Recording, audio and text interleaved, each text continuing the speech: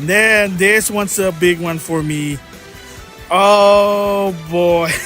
And that is, so in my previous video about the history of Capcom versus SNK's collaboration, I said if I'm thinking Capcom would do a Capcom versus SNK collection, it would include Capcom versus SNK, Capcom versus SNK Pro, the sequel, Fighting Evolution, and a prototype of the Fighting All-Star. Well, I was close to some extent because Capcom announced Capcom Fighting Collection 2. So, yeah. So, my theory about a collection were a bit way off to some extent. I mean, 2 of the games are going to be in this collection. So, I mean, it is what it is. So, anyway, yeah. So, of course, you saw that list. My theory was the Capcom vs. SNK collection with 4 games at least. But, nope. Apparently, 3 out of the 4 is going to be in a new collection. Yes, Capcom did just announce Capcom Fighting Collection 2. Hello guys, NautoAis here, and this will be a follow-up on my thoughts on the Indie Direct / Nintendo Direct Partner Showcase. And one of the games that I was shocked that they actually do this, but a little bit of concerning, but I'll talk about that later. And that is Capcom Fighting Collection 2. And I like the logo because if you notice the number 2, it's actually the same logo design from Capcom vs. SNK 2. So anyway, yeah, so it was revealed on the Nintendo Direct. It will be on the PlayStation 4, Switch, and Steam. So they reveal what the game's gonna be, what's included. So of course, Capcom vs. SNK Pro, Capcom vs. SNK 2, Capcom Fighting Evolution. Yes, everybody loves that game. I know I'm joking. Street Fighter Alpha 3 Upper, and I'll explain that. A lot of people already did, but I'm going to give my extended thoughts about it. Power Stone 1 and 2. A lot of people wanted that. Finally, Project Justice, which is Rival School 2, and Plasma Sword, which is Star Gladiator 2. So if you notice in this collection, mostly are, you might say, Dreamcast game, which you're right, they are Dreamcast game. Minus Capcom Fighting Evolution, unless it did also come in Japan, because like I said, the Dreamcast died a bit early than in Japan, from what I heard. So, like I said, Capcom vs. SNK 2 was actually in Dreamcast in Japan. Heck, I even did a showcase just showing it. I know. Most of it are from the Dreamcast, and I think most of these games are also run on a Naomi engine. Not all of them, but most of them. So that's maybe the reason. I know it's kind of weird, but don't think of it too much. Capcom Fighting Collection 2. Is it a big deal that this game was announced? To some extent, again, yes. Particularly of the franchise, but the Capcom vs. SNK series. So, of course, ever since SNK vs. Capcom Match of the Millennium from the Neo Geo Pocket came out for Steam and Switch, I wish it's also going to be the PS4, but it is what it is. We'll see if they're willing to do it in the long run. A lot of people say, buy this game and maybe their engagement, and it did. EVO 2020, there was a poster. People thought it was just a nothing burger, but it was actually something. And then EVO 2024, SNK vs. Capcom Chaos did a shadow drop. I bought it, full price, $20, giving again SNK a bone. Hopefully that means more collaboration with Capcom. And now with Capcom Fighting Collection 2, you got Capcom vs. SNK Pro and Capcom vs. SNK 2. Again, most people are willing to pay Capcom vs. SNK 2 by itself. Yes, if you have a PS3, you can actually get it as a PS2 to a PS3 emulator. I have it. At one point, it was even selling under $5. There you go. But now, if you only have either a Switch, PlayStation console 4 or 5, or Steam, you don't have a PlayStation 3, here's your chance, especially with Capcom vs. SNK 2, because it is a big deal. And if you follow the FGC scene, you follow Twitch, then you know that a lot of people play this game even in tournament places.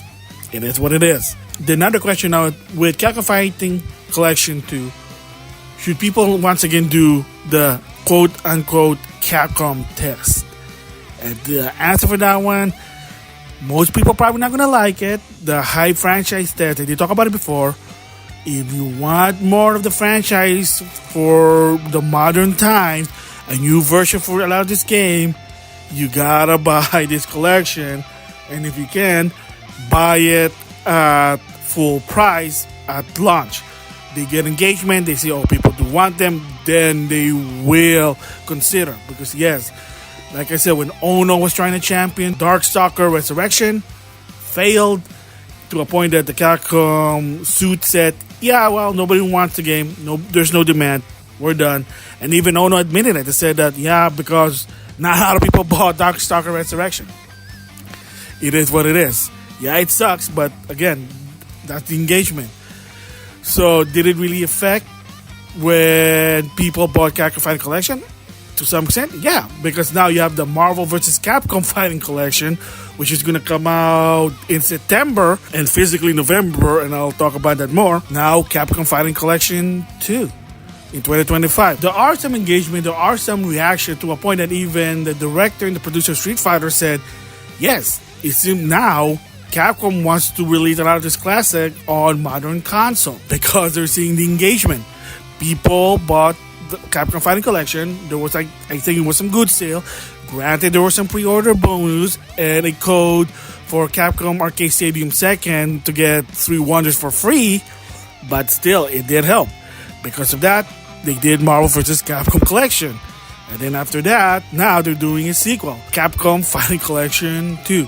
So as for the release date, my guess is a lot of people kind of said that at the earliest, it's probably going to be March of 2025, prior to the release of Fatal Fury City of the Wolves. If you don't know, that game's going to come out in April 24th, 2025. Kind of makes sense, so there you go. That's why if you notice a lot of the promo art now, it's Ryu and Terry. Come on, it kind of makes sense because Terry was first before Kyo. It was just kind of weird at the time because I think because King of Fighter was more popular than Fatal Fury in 2000. That's why it was Ryu and Kyo. It's basically Street Fighter versus King of Fighters. And of course, the main character versus the main character. But a lot of people did say that Terry would make more sense. I agree. That's why with SNK vs. Capcom Chaos, it was Terry and Ryu. And then now on Capcom vs. SNK 2, Capcom Fighting Collection 2, once again, it's Terry and Ryu. Because it makes more sense. Street Fighter and Fatal Fury. Just saying there. Whether you like or not, Terry Bogard is Mr. SNK. There's a reason why he was in Smash Brother Ultimate rather than Kyo. Because a lot of people know about Terry Kyo. I think Kyo was well popular only in Japan, but worldwide, it's Terry. Just throwing it out there. So, by buying Capcom Fighting Collection 2, will it have a higher chance now of making a new series for whatever? Power Stone, Project Justice, Plasma Sword, Street Fighter Alpha, maybe not. Or especially Capcom versus SNK. The biggest one is Capcom versus SNK. That's the biggest one. Maybe finally they'll do a third sequel. There you go. As for Power Stone, yes, believe it or not, because there have been a lot of demands ever since the release of Power Stone Collection on the PSP. A lot of fans did want Power Stone on modern console. They've been practically begging Capcom, but at the time it was in death's ear. Same goes with Project Justice, Rival School. I think not so much with Star Gladiator, but people did want the 3D fighting games. But at the time, different executive, they were just looking at it. And also, they're trying to prevent what happened with Capcom in 2012 to 2014, which the gist of it for people who don't know is that when they were releasing a lot of this fighting game, mind you, they are PSN, Xbox Arcade. So they were sort of that downloadable game, indie game, whatever you call it, smaller games. Capcom got too greedy to some extent because of the success of Street Fighter 4. So they were releasing a lot of these downloadable Capcom fighting games, like 3 to 4 months each other. Not a lot of people can get them. Oh, should I get this and that? They were releasing Marvel vs. Capcom Origin, Marvel vs. Capcom 2, Darkstalker Resurrection, JoJo Bizarre Adventure for Capcom. And there was a lot of it to a point that a lot of the fighting fans in the FGC can't get all of them, because the problem also was at the time was the mentality of an indie game, downloadable game, are $10. And you're saying, wow, this is more than $10. This is bullshit. Even former Capcom market jerk Christian Van admitted it that, yeah, well, we need it to be $15 or we're not going to get our returns. That's the reason. And they didn't, because according to Sven, a lot of this game, they didn't sell. They did not sell. And when they were getting their sale, yeah, it was on sales. So again, when you put a game on sale, you're not going to get a lot of ROI. That's the thing. So Capcom was trying to learn from that. Say, we're not going to do a lot of fighting games. So, like I said, chance start at the earliest. Capcom Fighting Collection 2 probably going to be released at March prior to Fatal Fury City of the World. But it could be also 6 months. It's going to be probably next summer, 2025. Because again, you just have the announcement release date for Marvel vs. Capcom Fighting Collection. And you need to give that game first breathing room. Let people get hype about it. Let them play for 6 months at least. And then after that, okay, we're going to move on to Capcom Fighting Collection 2. So that's why it's a big deal. That's why, once again, you got to understand with Max, every time he see a revive of the Capcom Fighting game, he goes like a kid, goo goo gaga, because like I said with the Marvel vs. Capcom Collection, Capcom Fighting games for him, it's not just he's a fan. Yes, he is a fan of Capcom Fighting games, super fan. Also, he's a fan of Dreamcast. The guy is a shill for the Sega Dreamcast. He admitted that. And that a lot of those games, what made what Max is. It started his career, so it's not just, I'm a fan of this game. It started his career to a point that he got a Guinness Book of Record. A lot of company do acknowledge Max as basically influencer for the FGC. It is what it is. So there you go. So yes, it is a big deal for Capcom Fighting Collection 2. Yeah, you might want to consider do the Capcom test. And yeah, this game is a big deal, especially if you want a new Capcom versus SNK game. So about the game itself, the game they chose. So like I said, all of them are Dreamcast games. Kind of makes sense. They weren't a Dreamcast except for Capcom Fighting Evolution, unless in Japan. I'm only looking in the perspective of the international market. Why Pro? Why not the first one? Because, like I said, it's just a quality of life game than the first one. A lot of update. Not only you have two characters that's going to be in the game, Joe and Dan. I think from the get-go, a lot of the hidden characters are already out. They introduced the ratio system that was introduced in Capcom versus SNK 2 because, yes, granted, the first game did not. It was kind of stupid in my opinion. The ratio system, I think, also was stupid, but from what I understand, it was to balance the game out because not every game are S tier, if you know what I mean. At the time, there's no such thing as balances. From what I understand, also Pro, they did balance the game. So it's just a more quality of life than the first one.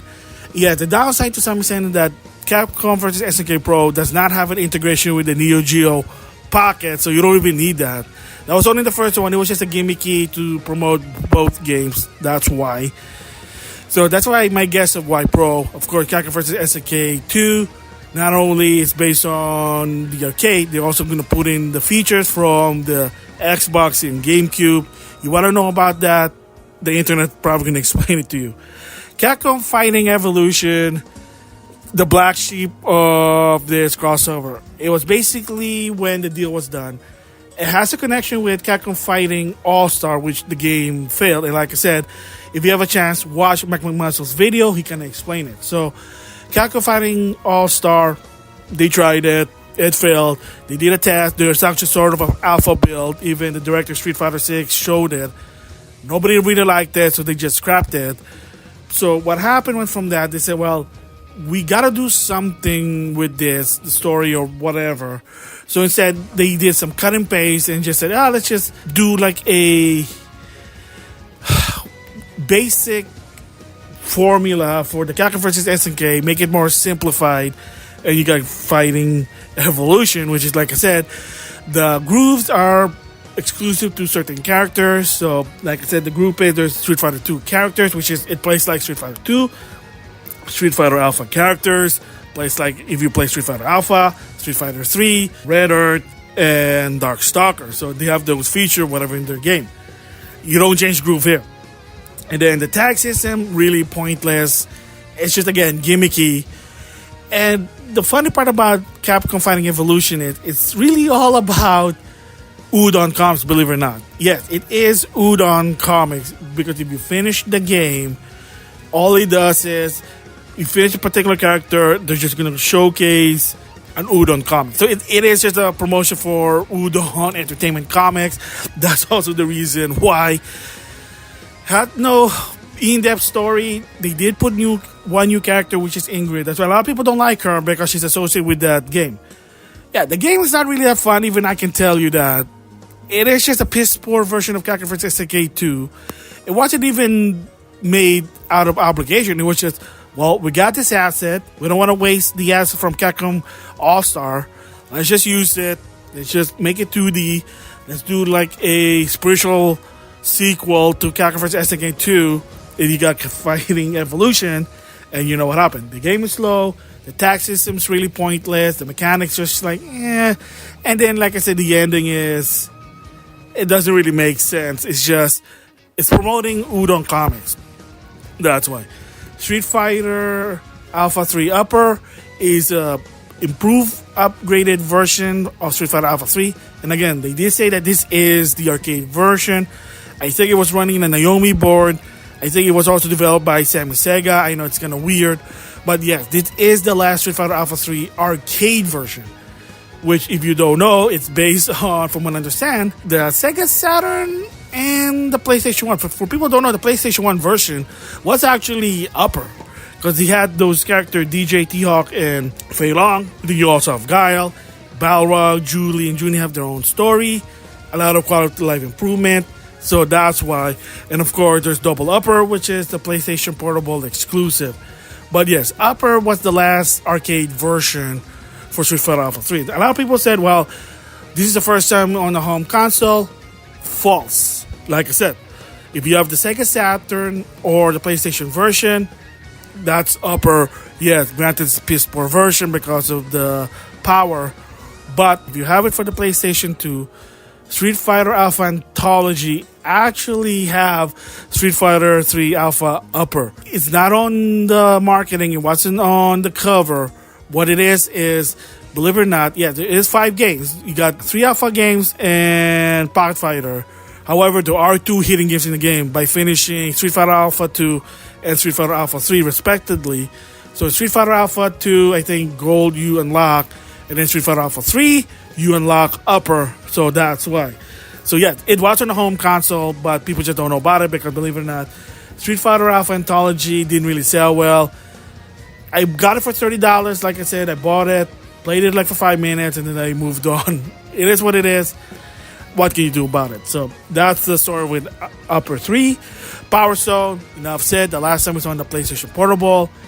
Runs in 30 frames. A lot of people have been asking for it. So finally, same goes with Rival School and Plasma Blade. So in the case with Rival School, why is it the second? Probably better than the first one. That's always to see. Maybe, I know, probably different story, but it is what it is. And then it comes with Plasma Sword. It's probably the same deal, just better. It's like, why do I want to play Street Fighter Alpha if Street Fighter Alpha 2 has more content as a casual? There you go. Of course, there is always a downside, which is censorship. Yes, so the game itself, unfortunately, does have a bit of minor censorship. I don't think it's a big deal for this one, but censorship is censorship. Yeah, so they are modifying a lot of the thing. Rouge ending in Power Stone had to be modified. I did check out what it is, like, oh, that's why. And in the case with Capcom Fighting Evolution with Dimitri, yeah, I kind of agree with what Max said. Some of them maybe it's just too fan service. But if you Midnight Bliss Rose, and that's the thing, Rose, the thing is, she turns into a JoJo character, believe it or not. So she turns into, spoiler, Lisa, which is Joseph Joestar's mom. And then she also turns into Enba, which is Dio's mom. That's why. And of course, if you don't know, Capcom don't have the rights for JoJo. So that's why. So Namco Bandai now have the rights. So that's why there. That's a big deal for Capcom versus SNK 2. Capcom Fighting Evolution. Like I said, you got to do the Capcom test if you want more of this. So now, moving from that one is, I want to give my thoughts a bit about Marvel vs. Capcom, especially with Marvel Superhero vs. Street Fighter. Oh my gosh. I did not think they would really happen because the last time what happened was when they showcased the game, a lot of the report was that Norimaro will not be on Marvel vs. Capcom Collection. People knew it's a license issue because, again, Norimaro is based on a real person. It's a comedian. And his spiel is that I'm a comedian, I wear a high school outfit, and I hate Street Fighter. That I can beat all those Street Fighter. I can pummel them because I'm the greatest guy. I mean, something like that. It's a Japanese spiel thing. That's why. And what happened was, apparently, and credit to Mac, because I was watching one of his streams, I asked him, hey, does Marvel really hate the guy? And he said no. And the story behind it was, yes. The fact of the story is that Marvel saw that they didn't like Norimaro. So they said, well, this is going to ruin the reputation of Marvel, especially outside in the US. So the compromise, what happened was, okay, you can have Norimaro, but he will be a Japanese exclusive. At a time in gaming culture, industry, business, is that it's okay to make it like a region exclusive. Now, you can't do that anymore. People can get pissed. Because they almost did that with Super Smash Bros. Melee with Mart and Roy. There was a point that Nintendo of America said, can we not have Mart and Roy outside of Japan?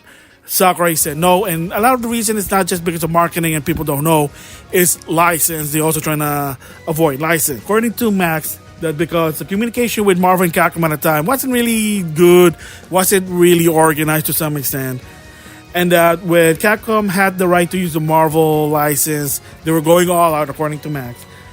And Marvel themselves did not know about Norimaro until it was too late, so that's the reason why they said, oh, well, we don't want this character.